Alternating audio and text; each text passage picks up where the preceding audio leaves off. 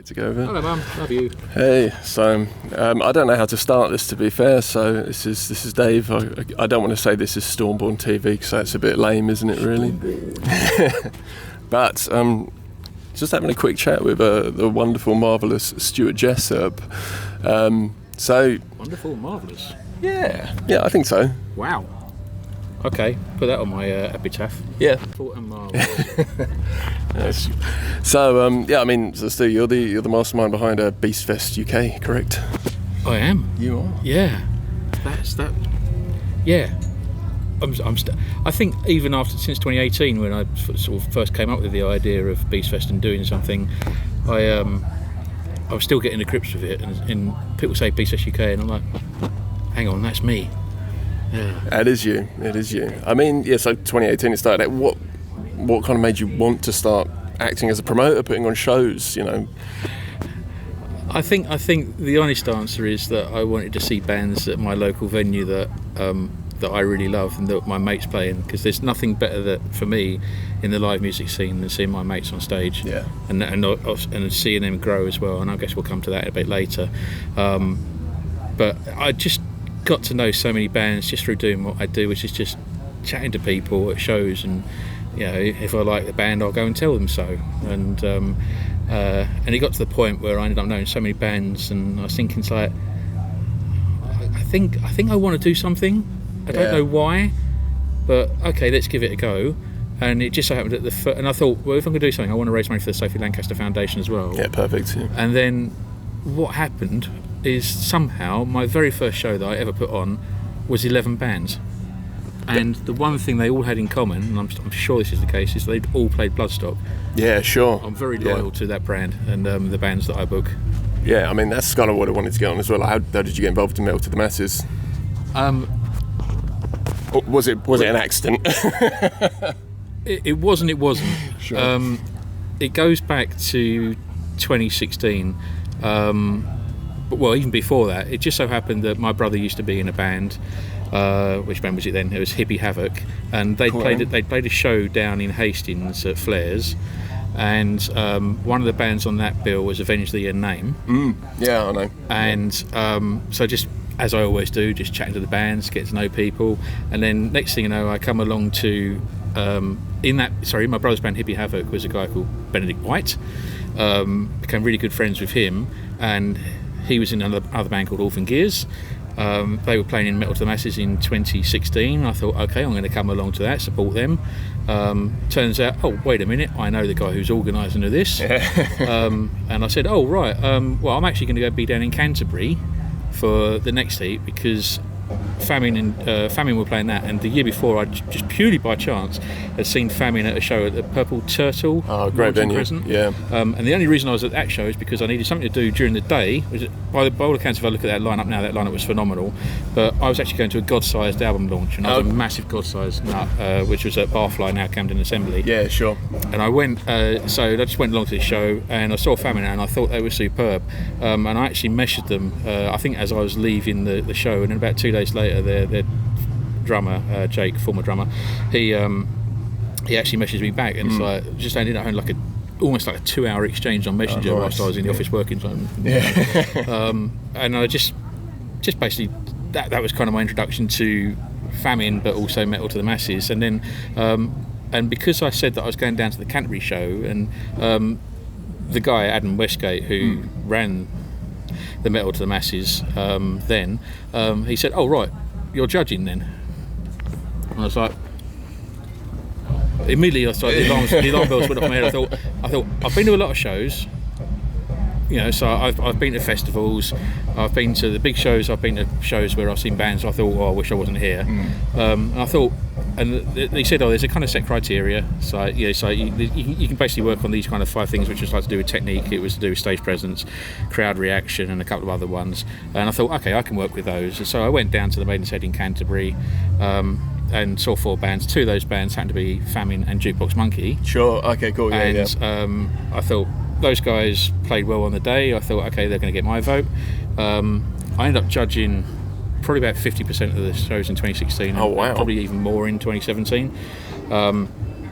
still kind of almost like imposter syndrome, thinking because I'm not a musician. Yeah. I own pretty much everything nowadays because of the shows that I put on, but I'm not a musician, so I have to go from what I feel is the heart, the head, what I think the fans will enjoy, and basically I think ultimately something that I would go and buy myself and pay for a ticket for. Yeah, I think that's an important thing though. As a consumer of the band, what do you want from it? What do you want to see from it? So I think it's a really valid thing. She's really a valid person to have judging. But it's also I'm not stuck in any set of genre. Yeah, and I think that's really helped me. I'm very open-minded when it comes to the metal scene, and that certainly I proved that to myself in 2017 when I saw Infected Dead down at the Lady Luck in one of the heats, and I thought those guys are phenomenal. Yeah, and they actually went on and won it. But also going back to 2016 with Famyne and Jukebox Monkey, they were the two bands selected by Simon Hall to go and play Bloodstock that year. So I'm thinking, hang on, I've judged those two in their heat, and I've helped put them through. Yeah, and they've actually both got picked. So I'm thinking, do I actually know something? Is there something to this? I got so engrossed and enjoyed the Metal of the Masses vibe so much that I started going to other regional finals, and the very first one I went to was in Northern Ireland. Oh wow! Because I used to work there for 4 months in 2008, so I thought, it'd be nice to go back, but actually go and see the metal scene. Yeah. And so I go over there, and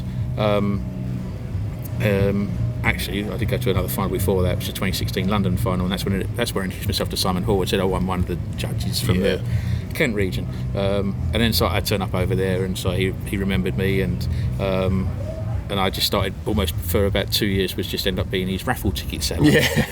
But it meant that he didn't have to do it. It meant that he could go and mingle with all his friends and actually concentrate on the bands. And through that, I got to know Simon more, and so he knew that he could trust me with. He would actually, 99% of the time, he would know exactly who he's going for. Sure. But every now and then he would just say, I think it's that band, and he may just need that little bit of backing up. Yeah. And I'm thinking, well, you know better than me, but I would say, actually, I think 95% of the time I agree with him, but that's all down to personal preference as well. But trying to be really sort of focused and concentrate on what you think is going to work well at Bloodstock. So there was that side to it. I feel like I'm going to go Abe Simpson mode on you here, but... So I tied an onion to my belt, which was the style at the time. And it got to the point where I've been to quite a lot of finals. I've been to like Coventry, I've been to Ireland and Northern Ireland. I've done both of them 6 times, I think it was. Yeah. This year I've been over to Cyprus, went down to Southampton for the first time. Wow. So Cyprus for the first time, that was just superb. Lovely, lovely people. Yeah, I bet, yeah. Brilliant final. Just shows you how I've got to tell you this. This is how music brings you together when there's all a whole of rubbish going on in the world. The opening band at the Cyprus final was made up of Russians and Ukrainians. That's brilliant. Isn't it's it? not the people; it's those in power. It's simple as that, man. Yeah. Simple as that. Yeah, it was so heartwarming to see. Yeah. What is going on in the world? It's music. Music hopefully can heal it. Yeah. And then I diverse, and we'll go back to. No, I like this. This is great, man. I'm definitely an Abe Simpson. Which was the style at the time. So back to the Metal to the Masses and how I got into the Motion side. So yes, there was this Beastfest thing, and I thought I'd give that a go, and that was through links with Metal to the Masses as well, and seeing these bands either in Metal to the Masses finals or playing Bloodstock, and it got to around. Kent was asked to take a break after 2017, and I think there was just. Maybe there was challenges with the way it was run. Maybe it was oversaturated. I think it was like an 8-band final in 2016, and I think it was something like a 10-band final in 2017, and that's too many. I agree. Yeah. Plus there were guest acts on, and it's like it's a wonderful showcase of Kent music, Kent metal. But if you're trying to find a band out of 10 to go to Bloodstock, there's too many. Yeah. So they do suggest that 6 is the absolute maximum you should really have in a final. Yeah. And I think that was one of the reasons I was asked to sort of take a break, and so just now other regions have a chance as well, because there's only certain amount of places on the New Blood stage, and there are a lot of regions vying to try and get in as well, because it's such a popular thing. How many is it across the UK? It's it normally floats around 28 to 30 regions. Oh, really? Okay. Yeah. So that includes like places like Poland, Norway, Croatia. So like the whole across Europe. Yugoslav, republics or countries had one as well. Croatia, Poland, Norway, you get 2 in Wales and up in Scotland, and it's like just it's amazing the reach. Has it always been across Europe, or was it just in the UK to begin with, and then it's gradually spread out? My understanding is that it started off in the UK, sort of being from those small routes, and so it's just sort of grown. It's not been forced upon anywhere, any region. It's more sort of just naturally grown and evolved. I know that sort of Cyprus, they actually approached Bloodstock, said we'd be interested in doing one, and I'm so pleased they did. Yeah, I think that's brilliant. And I'm sure it won't be long until, I know, and I'm pretty sure this is right in saying that Bloodstock Simon has said that, if any other countries want to organise one and do it, feel free. Get in contact first. Yeah. Let's speak. Let's see what we can do. I mean, I think it's brilliant. The thing is, Bloodstock's so big now, isn't it? Do you know what I mean? Yeah. From the humble beginnings of in the hall to being, it's when you think of the big festivals in the UK, is a lot of the people go like Download and Sonisfield, and that ran for a while and stuff. But now I love Sonisfield. That's great. But yeah, I mean, Bloodstock is up there, in my opinion. I think it's incredible. You can look now. I mean, they've done extremely well with the 3 headliners, and that could certainly, I mean, it's just going to state the obvious, but that contributed to them selling out the weekend tickets and selling them out very quickly. Yeah. Besides the fact that sort of, they constantly book great bands, plus they're supporting the grassroots, and people want to come along and see their mates on those big stages as well. Yeah, it's a nice thing. Yeah, good feeling. It's fantastic. So we go back to yeah, I like this. It's brilliant. Nichols had pictures of bumblebees on him. We get to 2019, and it's like, because I put this show on, I think it was around about the time I did Beastfest 2 as well. Yeah. And I thought, okay, I think I enjoy doing this. It's costing me a lot of money, and those shows cost me a lot of money. I can imagine, because I hadn't quite worked out the balance, and I still haven't. But this is the bit where I say sort of I treat it more as a hobby than trying to make money out of it. I've got a job that takes care of looking after me, paying the mortgage and all that rubbish. What do you do with a hobby?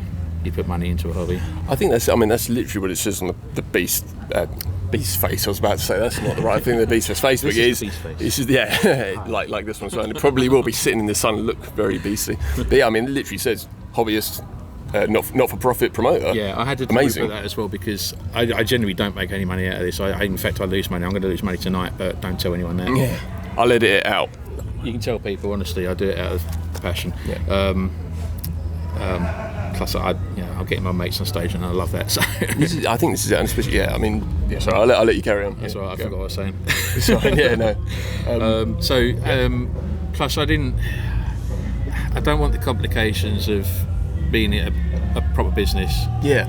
I don't want to do any more sort of admin and maths than I already do, and that's enough as it is. I mean, it's like you wouldn't believe the amount of graft there is behind the scenes. You may have some idea. I mean, I know you're in a band in Stormborn yourself, so you've got an idea of it, but it's still way more than I'd ever imagine, for sure. You get home from your day job and you're there doing it.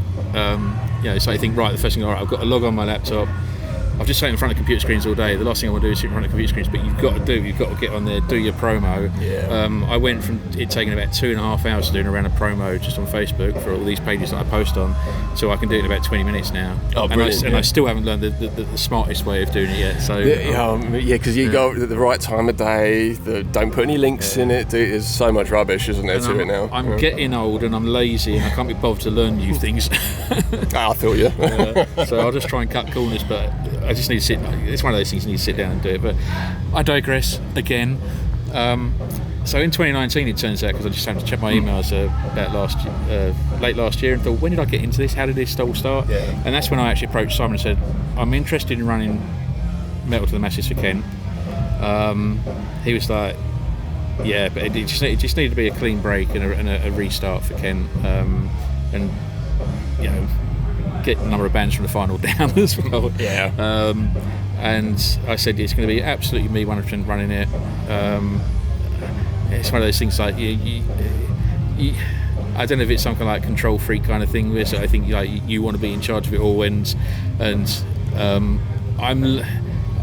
still struggling to sort of open up certain parts of it. I guess I just feel more comfortable that way. Yeah, I get that. I can understand that. The thing is, you want it to be again, you don't want it to get out of hand, having all of the bands, but also it's kind of this thing that you've developed over the years, really. Effectively, you could say you brought it back to Kent by doing it, so you kind of want to try and maintain a degree of control. So I get that. I just fear that sort of, if I let too much of certain parts of it go, it's not going to have that same kind of vibe. Yeah. That's why all the social posts are me, and so I mean that's something I'd probably like some help with, but I think I've got a certain way of doing that, and it's that friendly, open, welcoming kind of vibe. Yeah. I really want to sort of push that atmosphere, because that to me is what the metal community is all about. Yeah. It's where I've found a home since I've sort of really integrated myself into it, which has only been since 2013, 2014, and then from Bloodstock when I first went in 2015. So I'm pretty late to the Bloodstock thing, but you've got to start somewhere, right? Yeah, exactly, absolutely. But so I approached Simon in 2019, coming back to that, and he said, yeah, that's fine. So, and then sort of we were going to sort of probably kickstart it in 2020, but a certain C thing came along and screwed everything over. But eventually we got to 21, and it was encouraged that every region that wanted to take part could have a final, but most venues, in fact I think every single venue, couldn't have an audience attend because there were still restrictions in place. Of course, yeah. Unless you're Leo's Red Lion in Gravesend, who has an outside stage behind us. And because of that and the regulations, we were allowed to have people here, and there was no need for any kind of like social distancing. And it was just an absolute massive party, and I think it was a huge release for everyone. You know what? I think that's what people needed really at the time. I remember going to Slam Dunk, because again it's the same thing. It was open air, they could do it, and it was, you still had to have your COVID vaccines and show all that sort of stuff and not be there. But yeah, the vibe there was just absolutely wild, and I can imagine it was the same thing here. I mean, I'm pretty sure not many people left here sober. Yeah, well the thing is, but it was like mosh pits galore. Just like it was fantastic, and it was such a joy to see. So we had 6 band. Well, and we had, I'm having flashbacks. We had 6 competing bands. I think we had 4 guest bands for that as well. They make the most of it, right? It was full on. And out of nowhere, Struck Down won that one because I'd seen them in the past and judged them in the past. Good band. And when they started out, it was like there's something about them, but they weren't quite there. But what they did during lockdown is they really thought about what they want to do with their sound, where they want to go with it. And they turned up and delivered this really strong set, and from then, I mean, they've grown and they're releasing some fantastic stuff at the moment. They're really starting. I mean, they're putting the grind in, and so they're really starting to blow up on TikTok, which is fantastic. They're getting their listeners up, being a former Metal to Masses winner, there's no reason why they can't go to this wonderful festival that we all love and go and do something on a bigger stage. And that's again what I want to see, because all these people that are going through, everyone that plays that stage that I book, I'm pretty sure they're all my mates. Yeah, and that's a lovely feeling, isn't it? It's got an absolutely lovely feeling. And it's also just, I think it's great to see the band start. I mean, like, especially obviously to go up tomorrow, but you've got Famyne playing tonight. It was 2012. Did they win? 2016 was that the first one they did? Yeah, I judged it. You judged it. It's 2016 to going from New Blood stage, and again they're another band that putting in the grind. They're playing shows here, there, and everywhere, and it's just great to see that thing of just. And now it's at their own expense. They've gone overseas and sort of toured countries. I think they did like 11 countries in 20. I'm going to say 19. I might be wrong. Yeah. I turned up to a couple of them completely out of the blue. Oh, really? Was it Romania and Hungary? Oh, nice. Just out of the blue, cool. I turned up. I think they're putting in the time, and it's again now they're main staging at Bloodstock this year, isn't it? And that's what a cool thing to see, man. Like, what a cool thing to see. That to me is not only seeing them go, play the New Blood stage.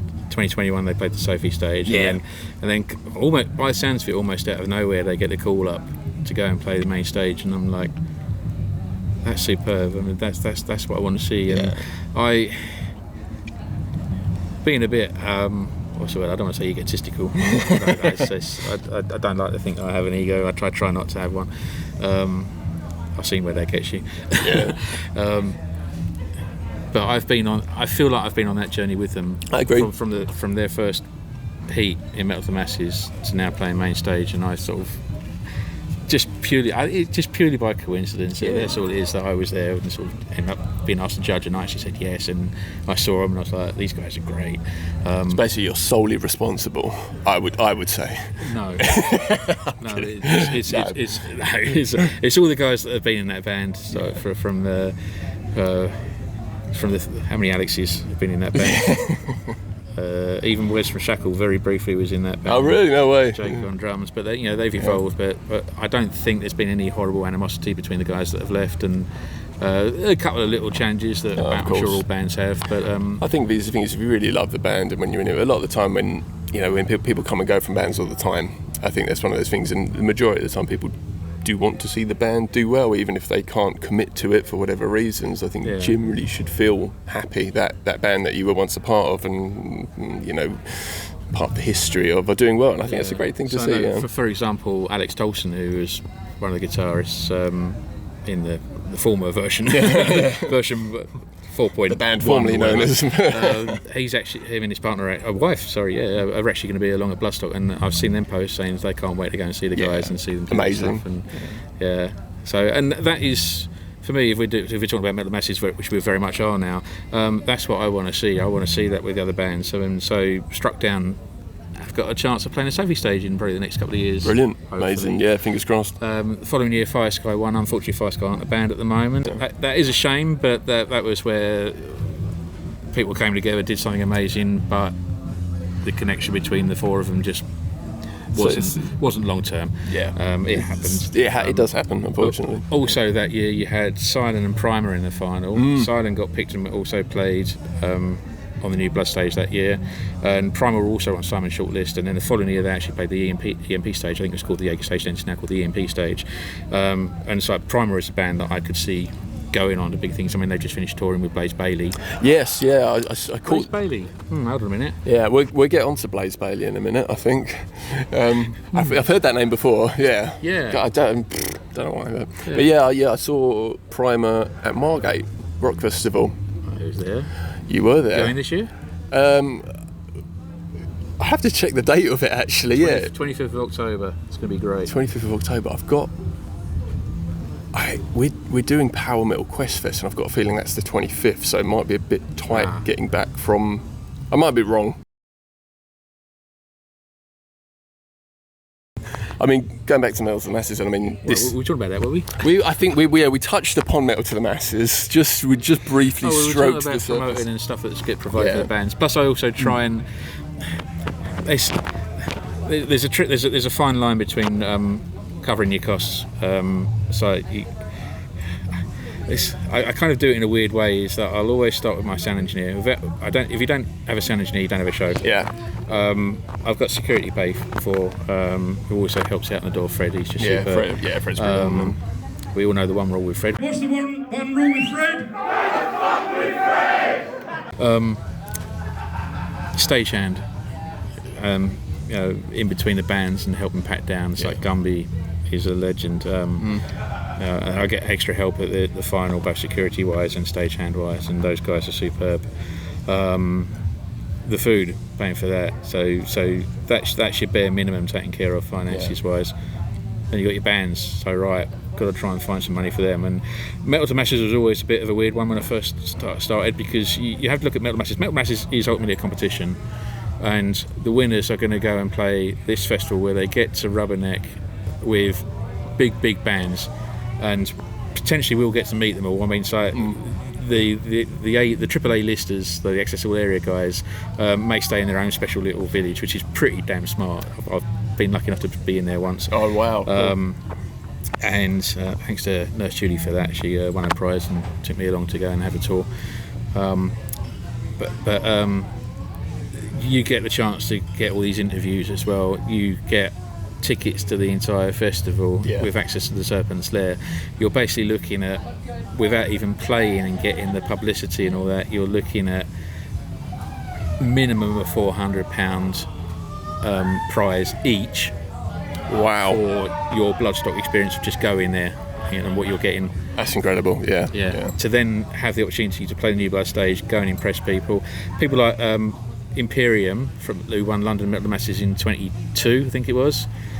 Just got the timing sometimes the timing works out perfectly. They had Rob Flynn from Machine Head actually watching them. That's incredible, and I think it helped. I think Imperium's actually the name of a Machine Head song, is it? I feel there's some kind of link there. This is the name of the Machine Head song that has a link to Imperium. As for Running the Metal Masses, I do get tickets, but I always give those away because I've always bought a VIP one. Fair enough, yeah. That's really nice. I want a camp VIP because I'm a snob. I like my creature comforts, and I like peace and quiet, and you do get peace and quiet eventually in the from midnight onwards, which is weird saying I like my peace and quiet, but I go to metal festivals and put on metal gigs. It's different when you're trying to sleep, though, isn't it? Yeah. Actually trying to sleep, not drink so much that you pass out. Maybe I'll have to try that this year. Yeah, it does. I normally do it on the Thursday night, and it works pretty well. Yeah, it's a good idea. The rest of the days I struggle. Just bring me Slush Puppy, and I will love you forever. Right, the weather's nice. Slush Puppy's good, man. Chucking it down with rain, and if you bring me a Slush Puppy, I will love you. You going to Bloodstock this year? I'm not. I'm going to Rebellion. Same weekend. Who puts on a festival? I know, it's annoying, isn't it? How did that work? Well, good luck to you. I mean, yeah, it's fine. Is it up in Manchester? It's in Blackpool. It's close. I actually looked.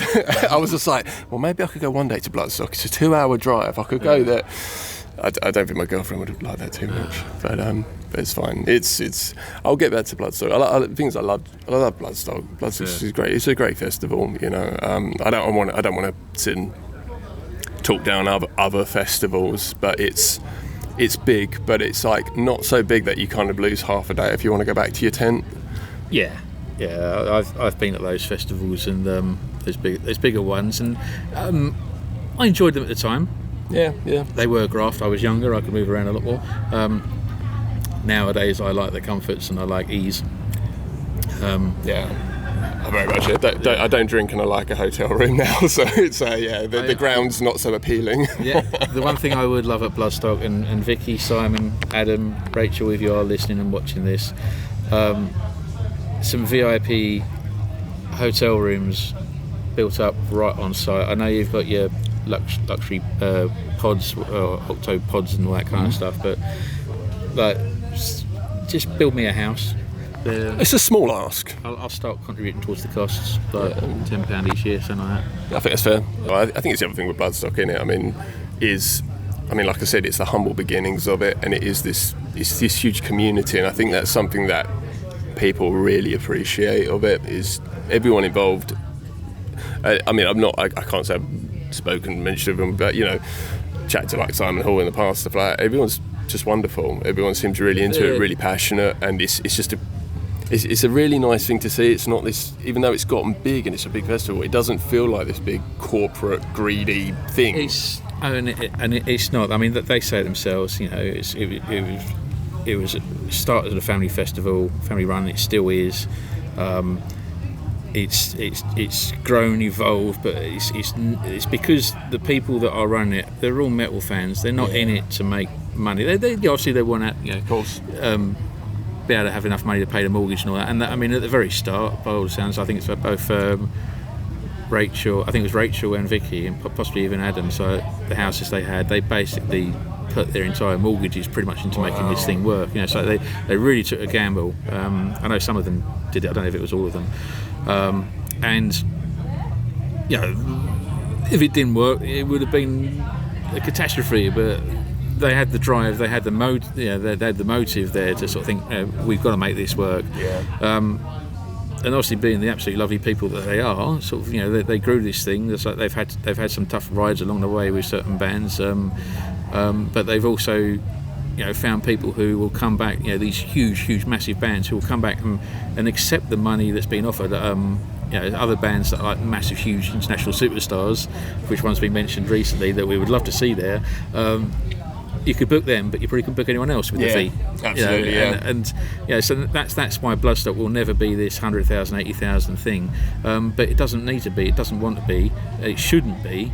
Because it's a festival where you can go along, and if you do integrate yourself into the scene, and fair enough, I've done it here in Kent, but I've also, because I've been to these other regional finals and just got to know people, got to know the administrators, got to know just people in bands from all these different regions as well, just purely just by doing exactly what I'm doing now, talking too much. I'm normally drunk when I'm at these things as well, which helps. Yeah. And next thing you know, you're going along to these festivals, and it helps that I've also booked a lot of these bands as well. Yeah. And so I probably can't go like more than 15-20 seconds walking around the Bloodstock site without bumping into someone I know. And I think that gives it to me that real family vibe, that kind of, I call Bloodstock my home. Yeah. And a lot of people do. So it came up like a few years ago saying, describe Bloodstock in one word, and sort of, and you can easily go, metal. You know, it's like, and I just went home, because I feel comfortable there. Yeah. And it's like I do when I'm, with my just my mother now. Unfortunately, father passed back in December 2017. Sorry to hear that. But sort of just going there, it's like you know you're in a safe place. Yeah. You know you're there with someone who loves you. And it could be your mother, it could be your brother, it could be the entire metal community that you hope love you. And because if you love them, I'm sure they would reciprocate. You can go and get the best hugs ever at Bloodstock.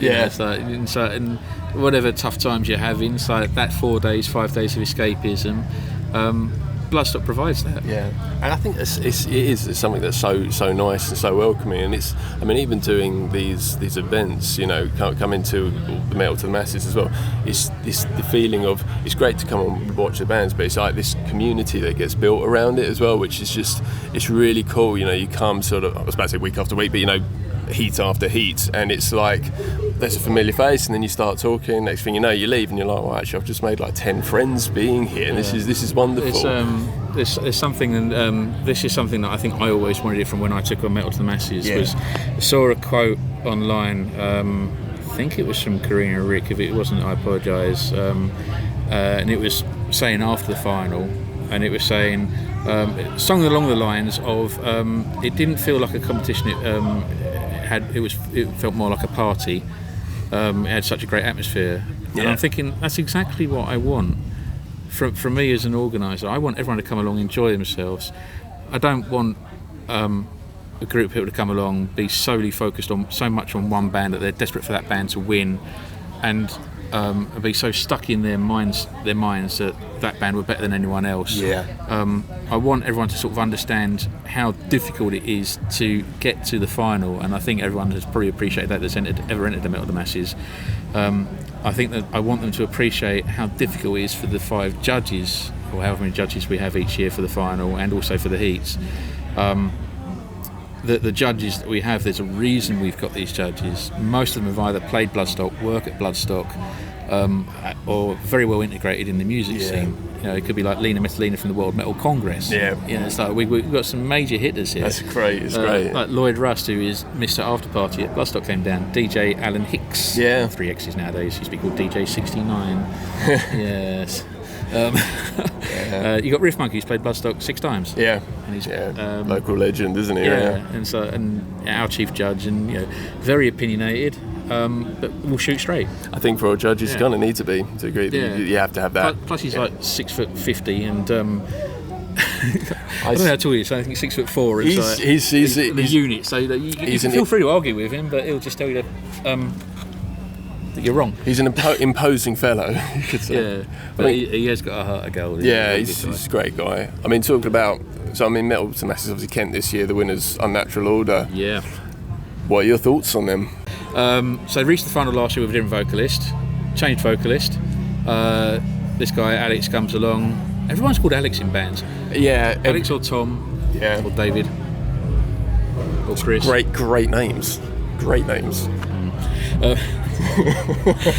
And like all the other bands that reached the final, and even bands that didn't reach the final, all worked very hard to progress, evolve, build, and on the day they just so happened to play an incredibly strong set. The 5 judges were all very impressed with, and it ended up being unanimous, which I was not expecting. And I don't think at the start the judges were expecting that, because certainly Riff Monkey knew how difficult it was going to be. Chris from Riff Dealer knew how difficult it was going to be. Alan was very open-minded. Lloyd didn't have a clue until he came along, and but you can actually see, because I asked at the final for the judges to give 3 votes, first, second, third choice, and the I think almost every band actually got some kind of vote. Wow. Which it was a strong final. Yeah, it was crazy. In previous finals, I've had half an idea of who's going to win, or at least it's going to be between two bands. So like in 23, Broken Calling smashed through their heat in their semi, and they turned it up a notch at the final by introducing Tansy out of nowhere. It was like not out of nowhere for them. They've been working hard at it, and they're like, okay, wow, these guys are great. I think that was. I'm trying to think who they knocked in second place on that one, but it was and then 24.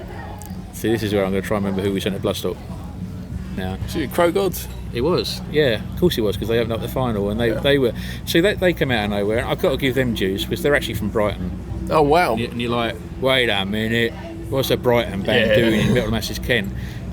It's at the time that they entered, there was no Brighton Metal Masses, which was originally run by a guy called Woody, lovely guy, in a band called Helvexia. He stepped away. I think it was Jackhammer Productions or Promotions, and so there was no Brighton Metal Masses, and so bands are welcome to enter the closest region to them, and at that time it seemed that Gravesend was the closest region to for Brighton, so they came along with another band from Horsham and one from Worthing, I think, and lo and behold, they get through to the final, and their final, they played a fantastic set. Yeah. I think that was, they knocked Spiderbite into second place. Oh, really? Spiderbite's so unlucky. Oh, man, yeah. And Spiderbite have played Bloodstock. They played in 2017 on the Jaeger stage. Great bands. Love Spiderbite. Yeah, so I do love those guys.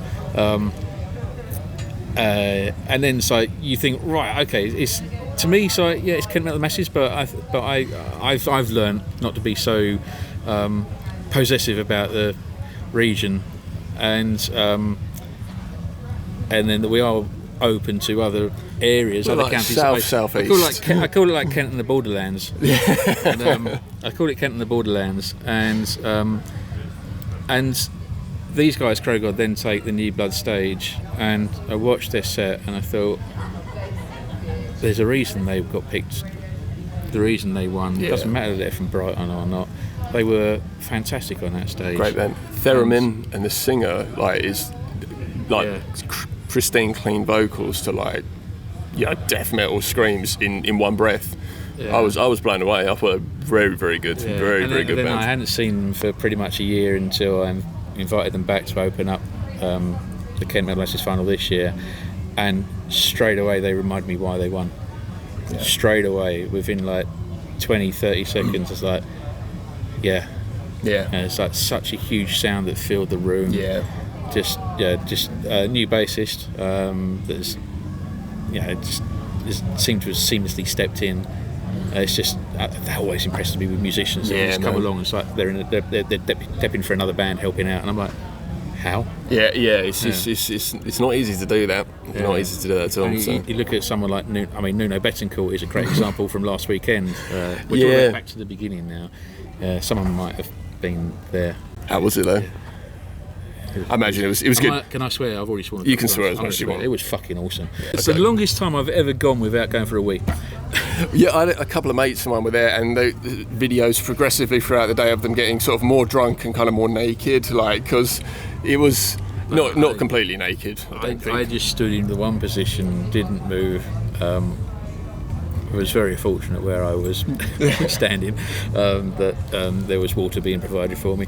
Excellent. Yeah. It's a long day, but what a day. What incredible. Yeah. So, and then the following week you come back to the legendary Leo's Red Lion to see a band that has released some more strong material, which they got their third album due to come out pretty soon. You always, no one's ever going to replace a band like Black Sabbath, but why not have a band from Kent go on and do amazing things, and their next step is just about 4 weeks away on the main stage of Bloodstock. Oh no, right, let's wrap this up then. Well, Stu, obviously the next couple of gigs coming up, we've got Blaze Bailey, you said. What else have we got, just so I can tack it all together? We've got that's the only thing I've got coming up is Blaze Bailey. What we have got bring this man in here. Excuse me. Tom, come in here. Bring this man in here. Come on. Come in. Special guest. Squeeze in. Come on Oh, in, glass Tom. of wine as well. Come on. Fantastic. So I'm going to take you in because I've got to go and do business. Okay. Ladies and gentlemen, boys and girls, it's only Tom from Famyne playing the main stage at Bloodstock in August, and Dave's going to do a quick interview with you if that's all right. Shit. So, very impromptu interview. So, tonight we have Famyne. And Famyne have come a very long way. We just had a nice long chat with Stu, and he talked about Famyne an awful lot. So yeah, I mean, it was New Blood Winners in 2016. That's right, yeah. And I mean, it's just kind of gone on and on and on, hasn't it, really? Yeah, just gone on from there, really. Obviously COVID was a bit quiet, like for everyone, really. But we did manage to play a gig in Holland during that time. Wow. It was really weird. You had like tables of people, like distance apart from each other, and we on the stage had to be distanced from each other. And they had like someone like from the council watching us to make sure that it was crazy, but it was still fun. Yeah. That's amazing. Yeah, because that's the thing. I mean, I've seen you guys have just been. Yeah, I mean, was it 10 countries you did in? Stu was telling me. 2019 we did a bunch. Yeah, we did like several. We did Spain, and then we ended up going as far as Romania. Nice. And then we went to all sorts of countries in between, really. Yeah. It's great. What was the favourite one from that? For me, it was Poland. Yeah. Yeah, because the crowd. It's weird because Poland was the most impromptu of the gigs we had. We ended up playing like in a place we weren't originally going to. Okay. Because one in Krakow like fell through. Oh no. Okay. Yeah. So we sort of like pulled one out from the fire, and I think the very impromptu nature of it just inspired like a bunch of people from the local scene to sort of come together and really like it was such an amazing show. Yeah. They just went crazy. It sounds like a great vibe. I think that's a nice thing where people pull together to try because they're like, we want something to happen. We want this to happen. We were playing in a town that was like bordering Germany, and it was like one of the first places that was captured by the Germans in the beginning of like the Second World War. Okay, yeah. And it was built. There was even a bust for where the Hitler head used to be. Oh wow! Do you know what I mean? Crazy. What I mean is like a plinth. Yeah, Do you know sure. what I mean? And the bust wasn't there anymore. And it was all written in like German like type from like the 1930s, 1939. Like it was the history, obviously. Yeah, absolutely. Yeah, no, that sounds incredible. So, obviously, you got a good show tonight coming up. This video, unfortunately, will be up after the show has happened. So we'll just pretend that it was a really good show. I'm sure it will be wonderful. So this is the pre-Bloodstock show. Yeah, pretty much. Yeah, this is the first time that we're airing a new song of ours, actually. Oh wow, cool. Yeah, and this is our Bloodstock set. We're trying to sort of like basically road test it. Of course. So this one and the next few gigs are going to be the Bloodstock set with a few other songs like ready for afterwards, because the Bloodstock like set time is a bit shorter. Yeah. So we have a few extra ones as well, just to tag on the end, just to see how it feels with the flow of the set, because that's very important. It's very important. Yeah. How does it feel though, main stage? I mean, you've done all of them. You've done New Blood, Sophie. Yeah. It's weird because when we did like the New Blood, people would like joke, "Oh, one day you'll do the main stage," and we were like, yeah, never. Do you know what I mean? It doesn't feel like something you. But here we are, 9 years later, and we're doing it. It's amazing. Yeah, it shows if you persevere, and then there's a chance. Do you know what I mean? I think that's it. I mean, you guys have, you've been on the grind for a long time, and I mean, it's just seeing. I'm very much out of the loop with lots of things, but it is that thing where occasionally I'll get back onto social media, and then it's like you're in a different country, you're doing this, you're here, and you're putting in the effort, you're putting in the time, and it's paying off, and that's absolutely brilliant. It's such a lovely thing to see, like a band, from. I always say a local band. It doesn't matter where they are. I always say a local band, but it's a local band. We consider ourselves local in that respect. Yeah. Sorry to interrupt. No, don't apologise at all. And this is the thing. And you've come along, from metal to the masses. It's sort of like humble beginnings of doing it, which has seen lots of bands come and go from it, and bands that have won it and then they've dissolved and stuff like that. And now you're still here, you're still going, and now it's wonderful. I think it's just a really beautiful thing to see. I think that's all. I haven't really got a question, just a statement. I'm glad you feel that way. Obviously, life gets in the way, and we've kind of like Trigger's Broom. We've had lots of different members come and go. Do you know what I mean? But you just carry on going. And to be honest with you, it doesn't feel like a slog. It doesn't feel like something that, oh God, let's do another show. Do you know what I mean? We're actually enjoying it. So the reason we're still together is because it's a pleasure for us, And I think that's what it should be, really, in a band making music. I mean, it seems to be that old saying of, you have to do it because you love it. But like, you have to do it because you love it. If you don't enjoy doing it, you're not going to enjoy doing it. I feel like in a way, the way that obviously, not many bands beyond Metallica, Mastodon, maybe Gojira can really earn much of a living doing it. So what ends up happening is it sort of weeds out the people that aren't really that interested. Because if you're doing it because you really enjoy it, not because you're cynically doing it to make a dollar, if you know what I mean. That's not me denigrating people that make money from it. I'm happy for them, and I'd love that myself. Of course, but I do think the process itself lends itself to a weeding out process almost. Do you know what I mean? Only the strong survive. I guess so. That sounds a bit Darwinian, but you know what I mean. Yeah, in the most non-Darwinian way. I mean that in the nicest, happiest, go-lucky way. Yeah. That is good. I mean, where's the best place for your socials? Website, Facebook? Yeah, I think we've just recently got a website, just famyne.com now, I think. Yeah, I'll put it up. Time, really. You know, but yeah, Facebook, Instagram. I think we've even got TikTok now. But oh wow, cool. Yeah. I don't do that. I agree. Yeah, it's far. Showing my age now. I don't want to say I feel too old for it, but I just don't get it. There's a really funny meme where it's like MySpace. It's like, millennials, like, this is for me, a young person. Facebook, this is for me, a young person. Instagram, this is for me, a young person. It's like TikTok, it's like an old person's. That's how I feel, man. Yeah, I don't have any social media anymore. So, but yeah, TikTok just is. Yeah, it's a different game, man. For sure, I kind of miss MySpace though. So, yeah. You know, you always had Tom, your friend. You know. Yeah, I mean, I remember when I got MySpace, man, and I was just like, so did they just like give you a friend to so that you don't feel bad? Like, you know, I've been designated Tom. I never messaged him, you know, and I said, hey man, how's it going? Yeah, so you're my default friend. I think it was great for the music though. I found there's so many bands on MySpace which I still listen to this day that I discovered through MySpace. Oh yeah, same. And my very first band had a MySpace page. I tried to find it again. I was like, it's all gone. Yeah. But yeah, like I remember that was like the emo kind of like hub, wasn't it? MySpace. Yeah, it's sort of scene world, wasn't it? It wasn't really for me, but like it was still there. Like when my first band were coming up, that was like 2006, 2007, and honestly, like MySpace just ruled the roost. You know, it did. Taught a generation of how to use HTML coding.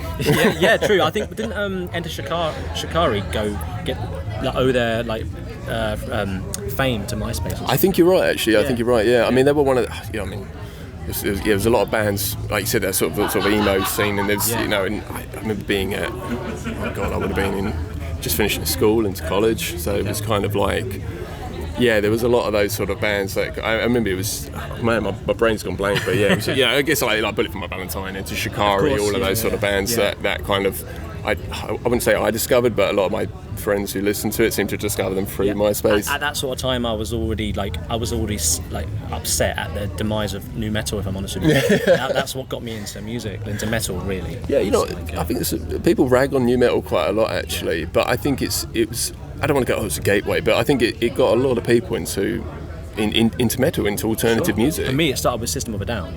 Great band, one of my favourite bands. Yeah. Same, still is. Yeah.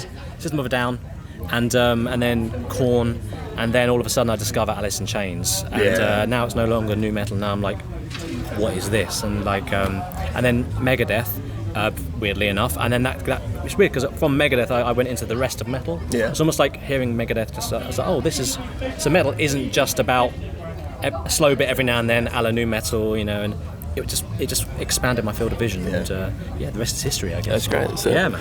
Well, thanks for this really impromptu interview. That's thanks, Stu, for this impromptu interview, I should say. Have a good show tonight. Have an absolutely wonderful time at Bloodstock. I will not be there, unfortunately, but you're going to have a really, really good time. Thanks, and thanks again. I appreciate it, dude. Awesome. I don't know how to end this. I don't know how to start this either. So yeah, peace. Bye bye.